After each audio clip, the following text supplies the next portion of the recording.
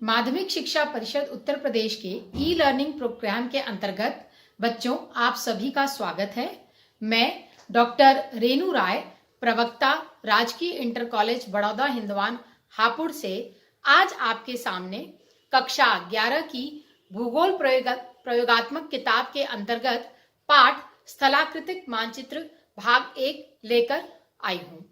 इस पाठ को शुरू करने से पहले आइए ये जानते हैं कि इस पाठ को पढ़ने के बाद आप क्या क्या जान सकेंगे और क्या क्या समझ सकेंगे। सबसे पहले आप स्थलाकृतिक मानचित्र की परिभाषा व उपयोग जान सकेंगे। इसके साथ साथ आप स्थलाकृतिक मानचित्र की विभिन्न श्रृंखलाओं के बारे में जान सकेंगे एवं विभिन्न संख्यात्मक प्रणाली को समझ सकेंगे। स्थलाकृतिक मानचित्र से संबंधित रूढ़ चिन्हों एवं प्रतीकों को जानेंगे। पाठ की शुरुआत करने से पहले आइए सबसे पहले थोड़ा सा जो पीछे हमने पढ़ा है उसको एक बार रिवाइज करते हैं। आपने इससे पहले के पाठ में ये जाना था कि मानचित्र क्या होता है और उसका क्या हमारे लिए उपयोग है। इसके साथ साथ मानचित्र के प्रकारों को भी आपने समझा था कि मानचित्र को उपयोग के आधार पर बांटा जाता है और इसके साथ साथ मापक के आधार पर भी बांटा जाता है। जब हम मापक के आधार पर उसको बांटते हैं तो मुख्यतः हम दो भागों में बांटते हैं, दीर्घ मापक मानचित्र और लघु मापक मानचित्र। यदि दीर्घ मापक मानचित्र की बात करें तो ये एक लार्ज स्केल पर बनाया जाता है, जैसे भूकर मानचित्र या स्थलाकृतिक मानचित्र। तो आज हम यही जो स्थलाकृतिक मानचित्र हैं, टोपोग्राफिक मैप्स, इसके बारे में समझेंगे। पाठ की शुरुआत करते हैं। सबसे पहले ये जानते हैं कि स्थलाकृतिक मानचित्र जो है वो किसे कहा जाता है। तो स्थलाकृतिक मानचित्र को हम सामान्य भाषा में सामान्य उपयोग वाले मानचित्र भी कह सकते हैं और इन मानचित्रों में किसी छोटे आकार के क्षेत्र को बड़े पैमाने पर प्रदर्शित किया जाता है। और क्या इसमें प्रदर्शित किया जाता है? तो इन मानचित्रों में हम प्राकृतिक लक्षणों के साथ साथ जो सांस्कृतिक लक्षण होते हैं उनको प्रदर्शित करते हैं, जैसे उच्चावच, वनस्पति, जलाशय, कृषिगत भूमि, बस्तियां, परिवहन इत्यादि। इनमें से कुछ लक्षणों का या सभी लक्षणों का प्रदर्शन हम स्थलाकृतिक मानचित्र से कर सकते हैं। अगर देखने की बात करें तो स्थलाकृतिक मानचित्र कुछ इस तरह का दिखाई देता है। अब हम बात करते हैं कि स्थलाकृतिक मानचित्र बनाता कौन है। तो इसको जो सर्वे ऑफ इंडिया, जो भारतीय सर्वेक्षण विभाग है, वो पूरे देश के लिए इन मैप्स को तैयार करता है और ये मानचित्र कुछ मापनी पर, कुछ स्केल्स पर तैयार किए जाते हैं और वो स्केल जनरली होता है 1:50,000 या 1:63,360 मापक का अक्सर प्रयोग किया जाता है। अब हम बात करते हैं कि जो स्थलाकृतिक मानचित्र है इसको मुख्यतः दो श्रृंखलाओं में इसका निर्माण किया गया। वो दो श्रृंखलाएं कौन कौन सी हैं? पहला, भारत एवं उसके पड़ोसी देशों की श्रृंखला और दूसरा, विश्व की अंतरराष्ट्रीय मानचित्र श्रृंखला। तो जो पहली श्रृंखला थी, भारत एवं उसके पड़ोसी देशों की श्रृंखला, ये 1937 तक तो ये चली, लेकिन उसके बाद क्या हुआ कि इसमें थोड़े से बदलाव किए गए और इसको बंद करके हमने फिर जो इंटरनेशनल जो मापक थे उन पर ही फिर से इन मैप्स को बनाना शुरू कर दिया। लेकिन केवल हमने क्या किया कि जो भारत और पड़ोसी देशों की श्रृंखलाओं की जो संख्यात्मक प्रणाली थी, जो हम आगे समझेंगे, उनको हमने ऐसे ही रिटेन कर लिया, यानी उनका उपयोग हम अभी भी करते हैं। जो भारत के स्थलाकृतिक मानचित्र हैं वो मुख्यतः जो इनकी मापनी है वो है 1:10 लाख, 1:2,50,000, 1:50,000 और 1:25,000। और जो उनका विस्तार है, जो हम लैटिट्यूडनल लॉन्गिट्यूडनल विस्तार जो कहते हैं, वो है 4 डिग्री गुणे 4 डिग्री, 1 डिग्री गुणे 1 डिग्री, 30 मिनट गुणे 30 मिनट, 15 मिनट गुणे 15 मिनट और 5 मिनट्स इंटू 7 मिनट्स और 30 सेकेंड्स। ये जो है ये विभिन्न लैटिट्यूडनल लॉन्गिट्यूडनल विस्तार हैं जिन पर ये मानचित्र जो है वो तैयार होते हैं। अब आइए जो मानचित्रों की संख्यात्मक प्रणाली है उसको समझने की कोशिश करते हैं। तो मुख्यतः 4 संख्यात्मक प्रणाली है जो अधिकतर चली आ रही है पहले से ही। जो पहली संख्यात्मक प्रणाली है उसको हम कहते हैं मिलियन शीट या 10 लाखीय भूपत्रक। इसमें क्या होता है, इसमें मुख्यतः जो स्केल यूज की गई है वो 1:10 लाख की है और इसका जो विस्तार है वो 4 डिग्री गुणे 4 डिग्री का है। और अगर हम नामांकन अगर समझना चाहे तो मान लीजिए आपने इस पर्टिकुलर क्षेत्र को आपने लिया है, तो इसको हम इस पूरी शीट को हम नाम दे देंगे इस नंबर से कि ये शीट नंबर 45 हो गई। तो ये आपकी मिलियन शीट या 10 लाखीय भूपत्रक है।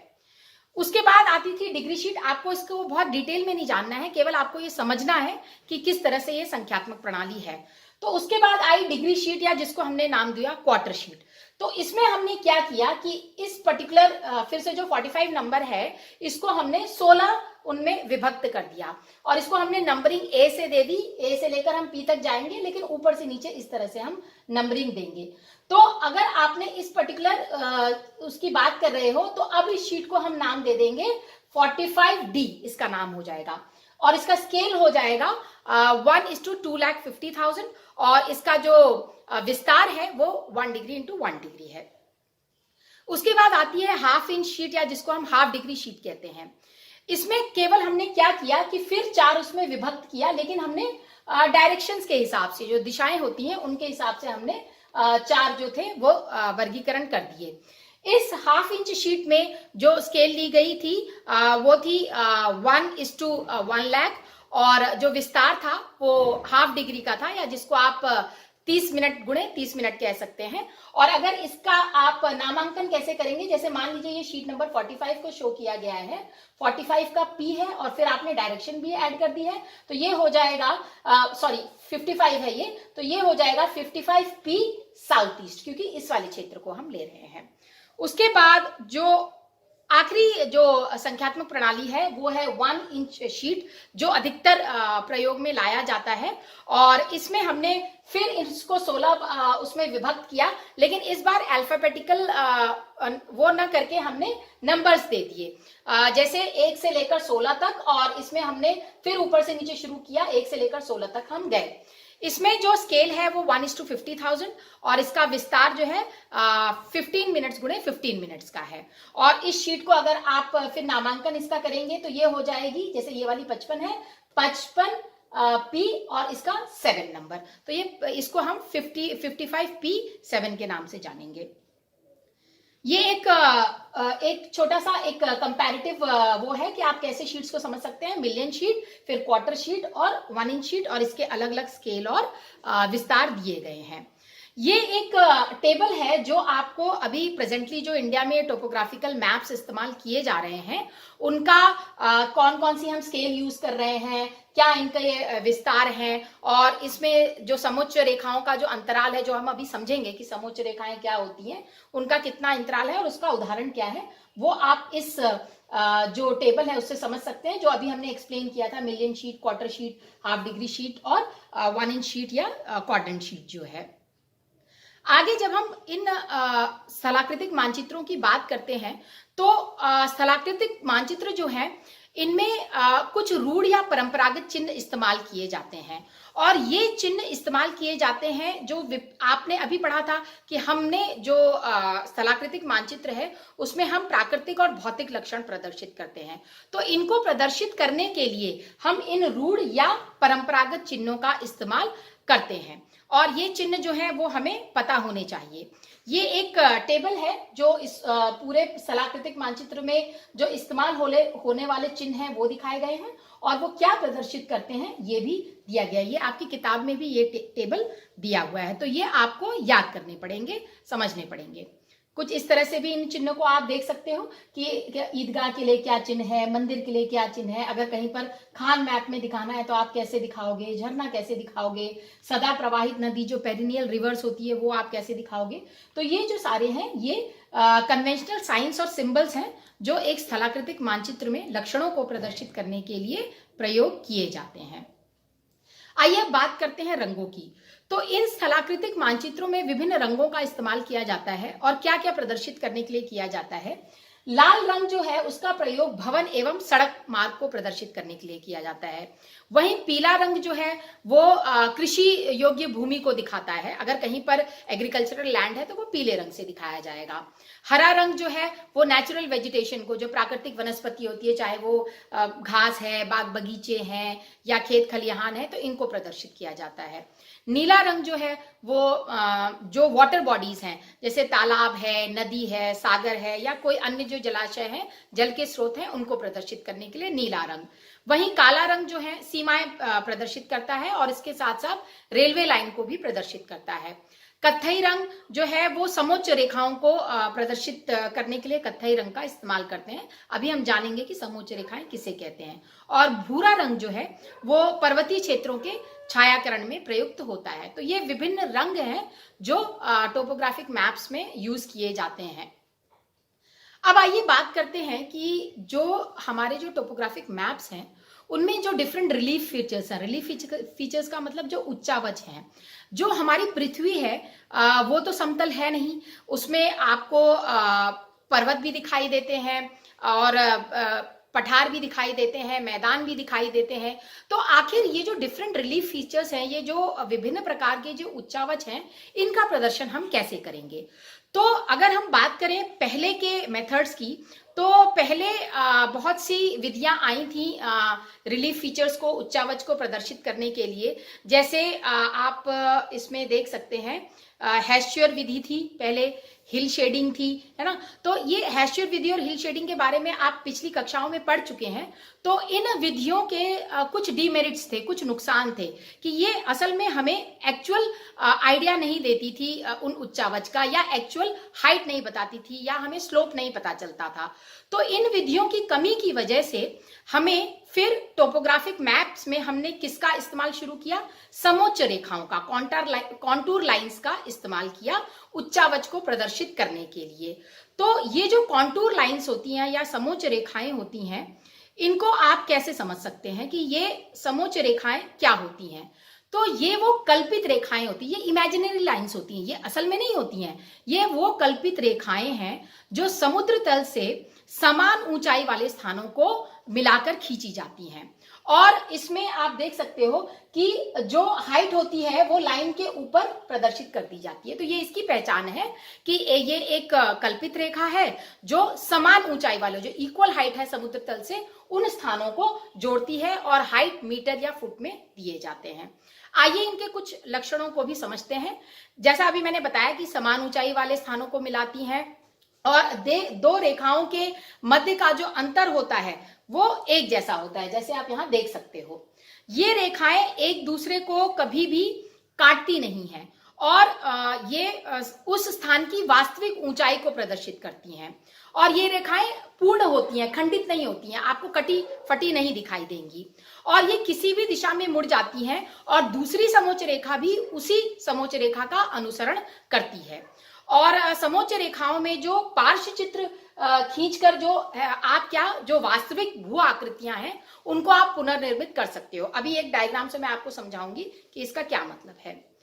समोच्च रेखाएं जो होती हैं वो विभिन्न अंतरालों पर बनाई जाती है, जैसे 20 मीटर, 50 मीटर या 100 मीटर।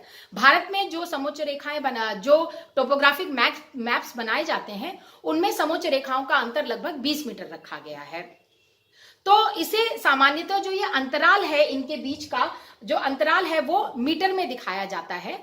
और जो दो समोच्च रेखाओं के बीच की जो क्षैतिज दूरी होती है, जो हॉरिजॉन्टल दूरी होती है, उसमें तो अंतर होता है, परंतु जो वर्टिकल दूरी होती है वो अचल होता है। इसको हम इस डायग्राम से समझ सकते हैं। जैसे देखिए, ये जो समोच्च रेखाएं हैं इनको हमने आगे ऊपर प्रोजेक्ट करके ये भू आकृति बनाई हुई है। तो ये जो समोच्च रेखाएं हैं, ये जो दूरी है इसको हम हॉरिजॉन्टल दूरी कह रहे हैं, ठीक है। और ये जो दूरी है, खड़ी जो दूरी है, वो वर्टिकल दूरी है। तो जो हॉरिजॉन्टल दूरी है वो तो अलग अलग होती है, लेकिन वर्टिकल दूरी जो है वो समान होती है। और मान लीजिए ये जो आकृति है इसमें आप देखो, ये खड़ी ढाल है, ये मंद ढाल है, ये स्टीप स्लोप है और ये मंद ढाल है। तो आप ये देखिए कि जब आपने मंद ढाल के लिए जो आप कॉन्टूर्स बना रहे हैं, तो इसका जो हॉरिजॉन्टल जो दूरी है, ये देखिए यहां से यहां आप देखिए, तो ये जो दूरी है वो अलग अलग है। और यहाँ पर स्टीप स्लोप है, खड़ी ढाल है, तो यहाँ पर जो है वो चूंकि वो स्टीप स्लोप है इसीलिए कॉन्टूर्स नजदीक नजदीक बनाए गए हैं, तो ये अलग अलग है। तो इसीलिए ये कहा गया कि जो क्षैतिज दूरी है वो समोच्च रेखाओं की अलग अलग होती है, लेकिन वर्टिकल दूरी समान होती है। और स्टीप स्लोप के लिए और जेंटल स्लोप के लिए जो हॉरिजॉन्टल जो क्षैतिज दूरी होती है वो अलग अलग होती है। इस उसमें आप एक ये आइडिया ले सकते हो कि कैसे समोच्च रेखा की मदद से हम एक भू आकृति का निर्माण कर सकते हैं। जैसे ये कोनिकल हिल है, ये एक शंक्वाकार पहाड़ी है, तो इसमें किस तरह से आप देखिए कि ये कॉन्टूर लाइंस बनी हुई है और आगे हमने इसको खींचकर किस तरीके से ये कोनिकल हिल बनाया है। यहाँ पर नजदीक नजदीक है कॉन्टूर लाइंस, तो यहाँ पर ये खड़ी ढाल को प्रदर्शित कर रही है, आगे हम समझेंगे। और यहाँ दूर दूर है कॉन्टूर लाइंस, तो ये एक जेंटल स्लोप को, एक मंद ढाल को वो प्रदर्शित कर रही है। तो ये एक तरीका है कि किस तरह से कॉन्टूर से भू आकृति बनाई जा सकती है। अब आइए जो हम बात कर रहे थे ढालों की, उसको समझते हैं कि किस प्रकार समोच्च रेखाओं से ढालों को प्रदर्शित किया जाता है।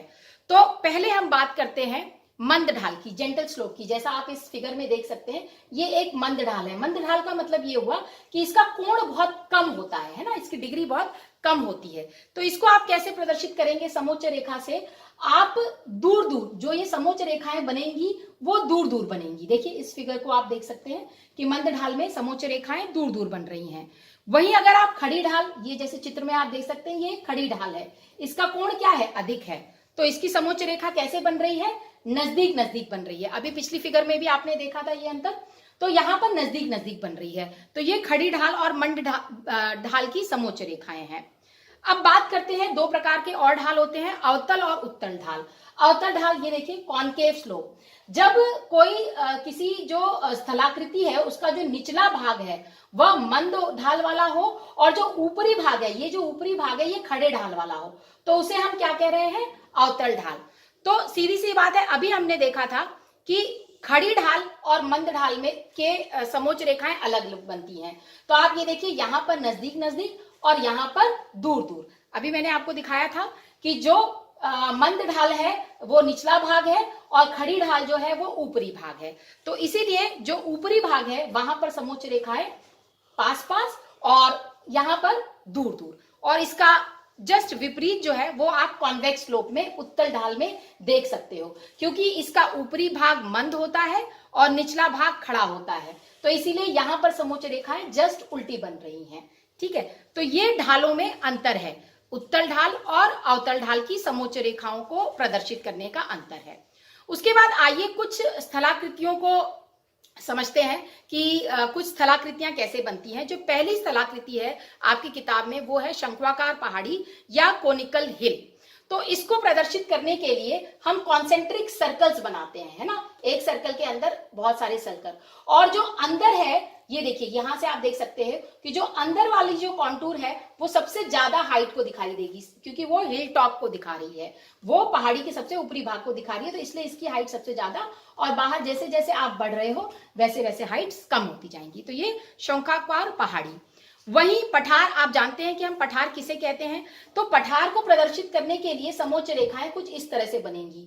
जो किनारे हैं वो स्टीप है, खड़ी ढाल है, तो इसीलिए किनारे पर, किनारे देखिए इस तरह से हैं, और ये जो है ये फ्लैट लैंड है ये, तो यहाँ पर कॉन्टूर जो है इस तरीके से बनेंगे।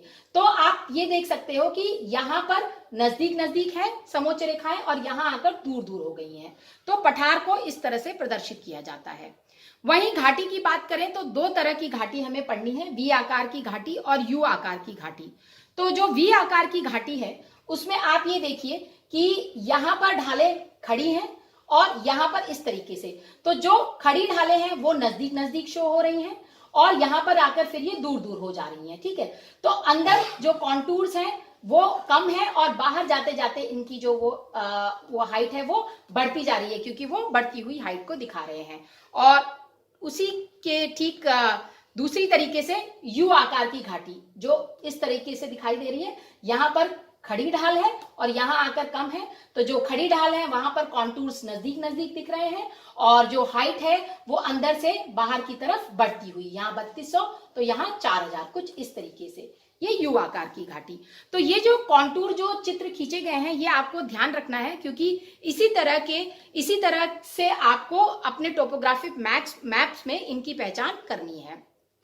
उसके बाद एक स्थलाकृति होती है महाखड्ड, और उसको कुछ इस तरीके से दिखाया जाता है। ये आप देख सकते हो कि यहाँ पर खड़ी घाटियां हैं, यहाँ पर स्टीप स्लोप है, तो यहाँ पर नजदीक है, और फिर जैसे जैसे हम इधर आ रहे हैं यहाँ पर जो है वो दूर दूर होती जा रही है, और हाइट जो है बाहर की तरफ जो है वो बढ़ती जा रही है। पर्वत स्कंद की बात करें तो आपको पता है कि पर्वत श्रृंखलाओं से घाटी की ओर झुकी हुई जो उत्तल ढाल वाली आकृति को हम स्पर या पर्वत स्कंद कहते हैं, और इसे वी आकार की समोच्च रेखाओं के द्वारा ही दर्शाया जाता है, लेकिन विपरीत वी से दर्शाया जाता है। ठीक है, कुछ इस तरीके से आप देख सकते हो पर्वत स्कंद। उसके बाद बात करते हैं क्लिफ की या भृगु की। ये अत्यधिक तीव्र ढाल या खड़े पार्श्व वाली भू आकृति है, और मानचित्र पर भृगु की पहचान पास पास बनी समोच्च रेखाओं से होती है जो आपस में जुड़ी हुई प्रतीत होती हैं, कुछ इस तरीके से, है ना, पास पास बनी हुई है लेकिन आपस में एक जगह जाकर ये जुड़ भी रही हैं। ये एक भृगु का चित्र है, आप देख सकते हैं। तो बाहर से अंदर की तरफ जो है वो हाइट बढ़ती हुई यहां से देख सकते हैं, और यहाँ पर कहीं ना कहीं ये मिली हुई हैं। तो ये भृगु या क्लिफ की समोच्च रेखाएं। फिर बात करते हैं जलप्रपात की, वाटरफॉल की। आपको पता है जलप्रपात कैसे बनता है? जब नदी अपने रास्ते से अचानक से किसी ज्यादा हाइट पे आकर नीचे से गिरती है तो वो जलप्रपात का निर्माण करती है। तो इसमें जो समोच्च रेखाएं हैं वो कुछ इस तरीके से बनेंगी कि यहाँ पर आकर वो मिलती हुई प्रतीत होती हैं, और आप यहाँ पर ऊपर फिर कॉन्टूर्स की हाइट्स देख सकते हो कि यहाँ 1200, यहाँ 1300, फिर यहाँ बाहर जाते हुए ये बढ़ती हुई दिखाई दे रही हैं, और यहाँ पर ये मिलती हुई प्रतीत होती हैं। तो जलप्रपात की ये सबसे बड़ी पहचान होती है कि जो कॉन्टूर्स होते हैं वो आपस में आकर मिलते हैं। तो ये था कि आप कैसे कैसे विभिन्न स्थलाकृतियों को आप प्रदर्शित कर सकते हो। वहीं एक और, अगर आप स्थलाकृत मानचित्र में ऊंचाई को कैसे प्रदर्शित करोगे? एक तो आपने अभी समझ लिया कि कॉन्टूर की मदद से हम करते हैं, समोच्च रेखाओं की मदद से हम करते हैं। आप समोच्च रेखा विधि को समझ चुके हैं पहले। जो अन्य विधियां हैं इसके अलावा वो हैं स्पॉट हाइट, बेंचमार्क, ट्रायंगुलेटेड हाइट या रिलेटिव हाइट या डेप्थ, जिसको हम सापेक्षिक ऊंचाई या गहराई कहते हैं। तो सबसे पहले बात करते हैं स्पॉट हाइट की। तो जैसा कि आप देख सकते हो कि स्पॉट हाइट में जो आपका सिंबल है, स्पॉट हाइट को आप जो टोपोग्राफिकल मैप है उसमें इस सिंबल से देख सकते हैं। एक डॉट लगा हुआ और उसके बाद उसकी हाइट लिखी होगी। वहीं जो दूसरा वो है बेंचमार्क, उसमें BM लिखा होगा और उसके आगे हाइट लिखी होगी। ट्रायंगुलेटेड हाइट में एक ट्रायंगल बना है, उसके आगे हाइट लिखी हुई है। और जो सापेक्षिक जो ऊंचाई और गहराई है उसमें नंबर होगा और उसके आगे स्मॉल r लिखा होगा। आइए इसको आगे मैप से समझते हैं। जैसे पहला जो तरीका था समोच्च रेखाओं का, कॉन्टूर्स का, वो कुछ टोपोग्राफिकल मैप्स में, स्थलाकृतिक मानचित्र में इस तरह की दिखाई देती हैं। ब्राउन लाइंस अभी आपको मैंने बताई थी कि ये ब्राउन कलर से दिखाई जाती हैं, और इसके ऊपर उसकी हाइट अंकित होती है। अभी आपने लक्षणों में पढ़ा था। तो ये समोच्च रेखाएं हैं और इसके सामने इसकी जो हाइट है वो अंकित होती है। वहीं जो स्पॉट हाइट है वो कुछ इस तरीके से आपको मैप में दिखाई देगी कि एक डॉट लगा हुआ और उसके आगे जो उसकी हाइट है वो अंकित की गई है। ये स्पॉट हाइट होती है। उसके बाद बेंचमार्क में BM लिखा होगा और आगे उसकी हाइट अंकित होती है। तो ये आपकी जो समुद्र तल है उससे ऊंचाई बताती है। बेंचमार्क में एक चीज ध्यान देने वाली है कि जो बेंचमार्क में आप कहीं पर भी आपने देखा होगा कि पत्थर लगे होते हैं। आप सड़कों के किनारे भी जाते हो तो पत्थर लगे होते हैं, उस पर हाइट लिखी होती है। तो बेंचमार्क में कभी भी जो हाइट होती है वो उच्च स्थलाकृति की हाइट में जो पत्थर लगा है उसकी भी हाइट ऐड की जाती है। ये एक छोटी सी चीज थी, तो वो ऐड करके वो टोटल हाइट लिखी जाती है। जैसे मान लीजिए इस स्थलाकृति की हाइट 100 मीटर है और जो इसके ऊपर पत्थर लगा है वो 1 मीटर का है, तो जो बेंचमार्क का पत्थर लगेगा उसमें कुल हाइट कितनी दिखाई जाएगी? 101 मीटर दिखाई जाएगी। फिर जो ट्रायंगुलेटेड हाइट होती है, इसको ट्रिग्नोमेट्री के गणित के एक विधि से, आपको केवल इतना समझता है कि एक गणितीय विधि से ये निकाला जाता है। और ये एकदम एक्यूरेट हाइट नहीं होती है, ऐसा नहीं होता कि एकदम एक्यूरेट हाइट होती है, और ये मैप पर ही प्रदर्शित किया जाता है। और स्थलाकृतिक मानचित्र में इसको इस तरह से दिखाया जाता है, एक ट्रायंगल बना हुआ और उसके आगे उसकी हाइट लिखी हुई। यहाँ पर आप जिस तरह से देख सकते हो ट्रायंगल और उसकी हाइट लिखी हुई, ये इस तरह से दिखाया जाएगा। इसके बाद जो सापेक्षिक ऊंचाई है उसमें नंबर और स्मॉल r से दर्शाया जाता है। और सापेक्षिक इसलिए कहते हैं क्योंकि यह हमेशा किसी न किसी इसकी ऊंचाई किसी के सापेक्ष में होती है, किसी स्थलाकृति के सापेक्ष में या किसी भी उसकी सापेक्ष में, उसके रिलेशन में वो हाइट लिखी जाती है।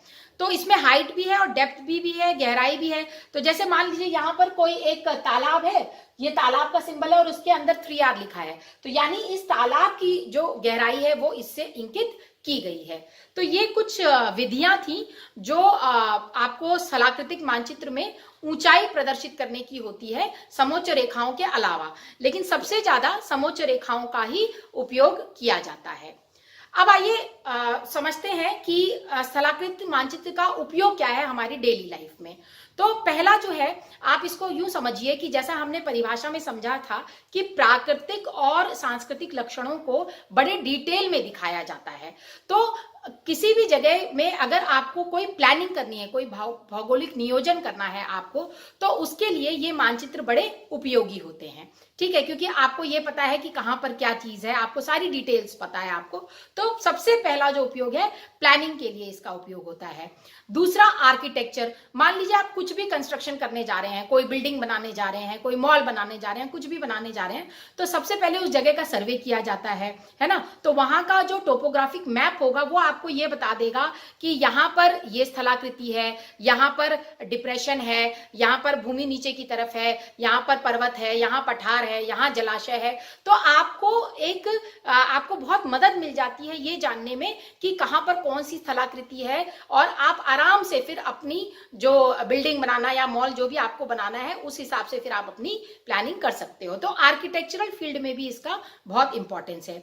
उसके बाद पृथ्वी विज्ञान में, क्योंकि ये मैप्स हैं, तो जो अर्थ साइंसेस हैं, पृथ्वी विज्ञान जो है ये इसका एक बहुत ही इंपॉर्टेंट फील्ड है, तो पृथ्वी विज्ञान में भी इसका उपयोग किया जाता है। खनन में, क्योंकि ये आपको ये बताता है कि कहाँ पर खाने हैं, कहाँ पर गहराई है, कहाँ पर कितना गहरा है, कितना ऊंचा है, तो इसीलिए खनन में भी इसका उपयोग होता है।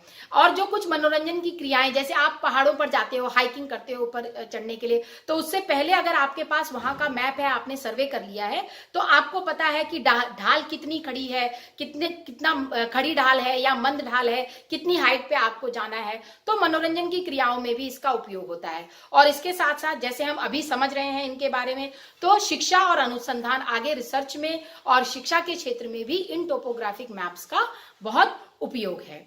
तो बच्चों, आपको ये समझ में आया होगा कि स्थलाकृतिक मानचित्र किसे कहते हैं, इसका क्या उपयोग है, और इसमें प्रयुक्त होने वाले रंग कौन कौन से हैं, हाइट हम किस तरह से दिखाते हैं, समोच्च रेखाओं का प्रयोग कैसे किया जाता है इन मानचित्रों पर। तो इसके साथ साथ बच्चों एक गृह कार्य है आपके लिए कि आप स्थलाकृतिक मानचित्र की परिभाषा लिखेंगे, इसके साथ साथ इस मानचित्र के 2 उपयोग भी बताएंगे, और आप कोशिश करेंगे कि निम्न को आप समोच्च रेखाओं से प्रदर्शित करेंगे: खड़ी ढाल, अवतल ढाल और जलप्रपात। तो बच्चों, इस तरह से जो स्थलाकृतिक मानचित्र है उसका भाग 1 यहाँ खत्म होता है, और इसके बाद भाग 2 में आगे हम स्थलाकृतिक मानचित्र से जुड़े जितने भी तथ्य और बचे हैं उनको समझेंगे। धन्यवाद।